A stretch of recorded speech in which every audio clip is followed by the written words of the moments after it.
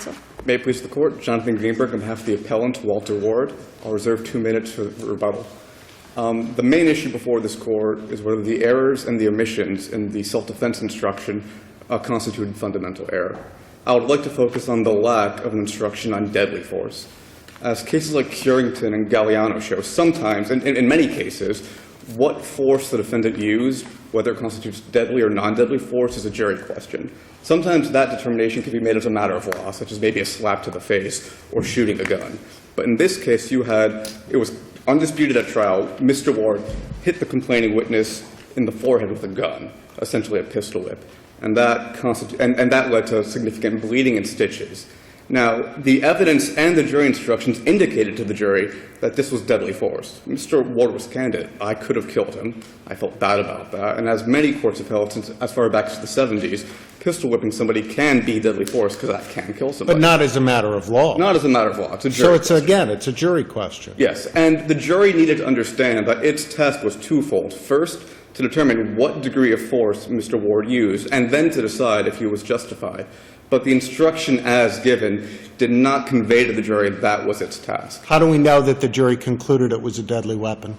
We don't. There's no way to know. There is no interrogatory. And in fact, in no case do you see interrogatories, was it or was it not a deadly weapon. But sometimes inherent in their decision, you can call, right? Yes. And I can see there is no way of knowing what the jury decided. So here, the judge gave a non-deadly, justifiable use of non-deadly, but no one requested deadly. There was no request, and hence this Court's analysis is for fundamental error. But if you look at the instruction actually given, it begins by saying it is a defense to the offense for which Walter Ward is charged if the injury to Pablo Rojas resulted from the justifiable use of non-deadly force. It goes on to use the phrase non-deadly force about 7 times. It never once defines what deadly force is. It concludes by saying, if, in your consideration of the issue of self-defense, you have a reasonable doubt on the question of whether Walter Ward was justified in the use of non-deadly force, you should find him not guilty.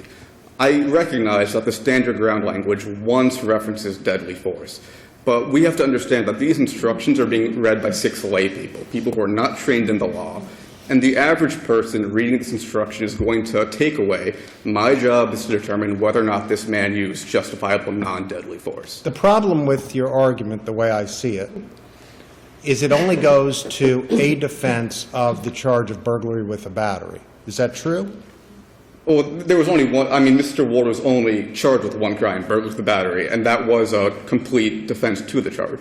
But he was also charged with armed burglary with a firearm. Is that true? That is also correct, Your Honor. And correct me if I'm wrong, but you had 2 sort of defenses. One was, look, it wasn't a burglary at all, sort of a hybrid legal factual defense. But the first being, it wasn't a burglary at all because the victim didn't have a right to be where he was, so it can't be a burglary. Am I right? Correct. Assuming that the jury rejected that, which inherently they did reject that argument, correct? Mm-hmm. As did the court. I would not agree with that, Your Honor. The court rejected that. Yes, Your Honor. Okay. So assuming that we have a burglary, as soon as your client entered the apartment with a firearm, the crime was completed without regard to the battery. Isn't that true? I think that issue is addressed by Gregory and Pitts. I completely concede. If you have an independent forcible felony, you cannot avail yourself to self-defense. If somebody walks into a home with the intention to steal something, they encounter the homeowner and they strike the homeowner, even if it's in self-defense, that person could not avail themselves to the defense because there's an independent felony, the underlying burglary. But as Gregory and Pitts show, sometimes in the burglary with the battery context, it's intertwined.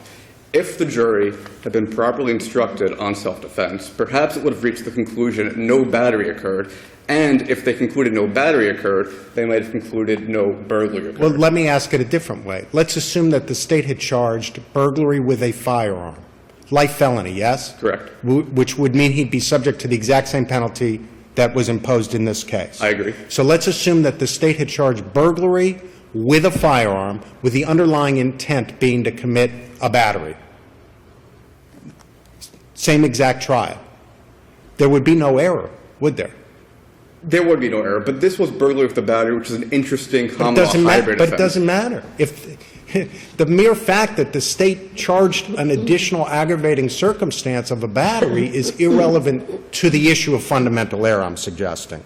Because if they had simply charged burglary while armed with a firearm and hadn't said burglary with a battery with a firearm, there would be no fundamental error. So how can the simple fact that they charged two aggravating circumstances of a battery as well as with a firearm constitute fundamental error in this case? And I see what you're saying, and I think this is the difference. There was an additional mistake in this verdict form, which I did not raise because the case law is clear. It's not fundamental You're correct. error. There is an error in the verdict. There was no option for the jury to say a trespass occurred and then a battery occurred. That's correct. Unfortunately, that is not fundamental error. But I think that addresses your question. Had we had that error, had we had a correct verdict form, we could say with certainty, look, this jury understood a burglary occurred. Yeah. But we don't have that here because of that additional error. Indeed. It's not fundamental error. Maybe it's a 3850 issue. But because of that, we don't know. And if I may briefly address the motion for new trial, after all of this was said and done, really, besides self-defense, one of the big issues was, did Mr. Rojas have a possessory interest in that apartment? And there was a lot of evidence suggesting he didn't. The building manager testified as such. The superintendent testified as such. So Mr. Ward, at the conclusion of the trial, filed a motion saying that this verdict was against the manifest weight of the evidence. And the trial court's job was to weigh in and basically serve as a seventh juror. But in denying the motion, the court cited to the sufficiency of the evidence, which is not the standard. So if this court rejects the argument as to fundamental error, I respectfully ask that nevertheless the court reverses so that the trial court can conclusively apply the correct legal standard to the motion for a new trial. I'll reserve the rest of my time for rebuttal. Thank you. Thank you, counsel.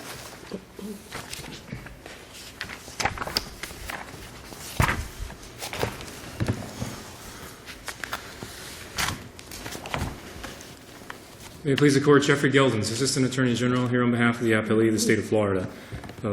With regard to the error claims, it's clear from the record that there was no fundamental error. As a result, you can affirm, because he wasn't convicted of an offense that would have required the jury to consider the issue of non-deadly force, or of deadly force. And as a result, any error was entirely harmless. If there's no further questions, we'll rest on the briefs. What about the assertion that the trial court applied the incorrect standard on the new trial that was urged on manifest weight? They never procured a ruling on that issue. The record manifests that with regard to the motion for new trial, they never asked for the You mean it was Trojans to weigh orally the evidence. denied? You mean it was orally denied? It was orally denied based on the representation that the basis was the same as a motion for new trial.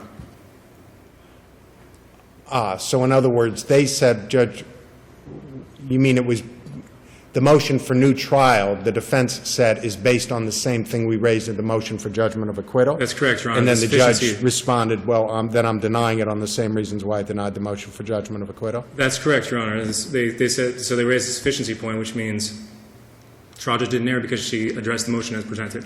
So are you saying there was no written motion for new trial either? No, I'm not saying that. I'm saying that Because even the boilerplate motion for new trial says manifest weight, almost always. that's correct, but you have a situation where there's 50 grounds in the motion. The Trojans said, what are the grounds you want me to address? And that, the transcript reveals that they specifically said, That's correct, Your Honor. Judgment of acquittal? Yeah, we cite, I'm sorry, Your Honor, yes, we do. We cite in the brief, I believe it's record at page 9, where they're going through, or supplemental record at page 9. yes, supplemental. As a result of that, it's clear that when the motion was presented orally, and there may have been a strategic decision for that, Your Honor, and so it's up to them to decide what bases they want to argue. What would be a strategic decision? Perhaps, Your Honor, it could be that weight of the evidence, they didn't want the trial judge to cherry pick on an abuse of discretion standard, specific evidence that might hurt them, versus if they come up here on a motion for judgment of acquittal, it's a de novo review of the sufficiency of the evidence as opposed to an abuse of discretion, Your Honor. So that's why it's not, we can infer that they didn't intend to do that. By the way, was there evidence in the record that the victim had a possessory interest in the apartment that was burglarized? There was, Your Honor. The victim testified that he was allowed to stay there. That's why the trial judge denied the motion for judgment of acquittal. There was a dispute with regard to the scope of the license that he had to stay there. Sometimes he allowed, sometimes he didn't. The building manager did not testify unequivocally. The building manager said, I'm not the owner, so I don't really get involved in that. She also testified that she didn't affirmatively kick him out at any point close to the incident.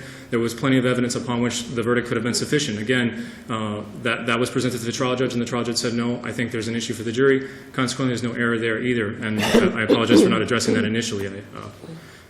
But that's why you can affirm on that issue as well, Your Honor. Thank you, counsel. Counsel will give you 2 more minutes. Thank you.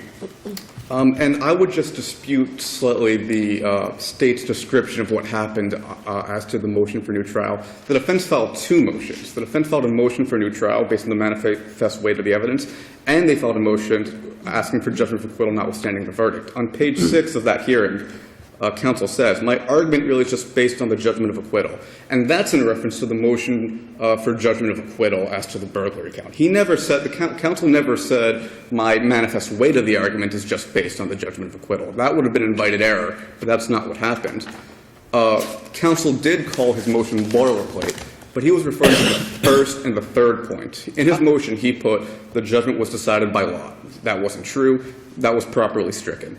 He also said there's been newly discovered evidence. He just put that as a precaution. That wasn't the case. But point 2 was the core of the motion. The whole reason was before the court, that it was against the manifest weight of the evidence. The judge had to make a ruling. I find that the manifest weight of the evidence supported the conviction. That was not done. So if the court rejects the self-defense arguments, I respectfully ask that the court nevertheless remand so that the court can apply the correct standard. Thank you. Thank you. Thank you both.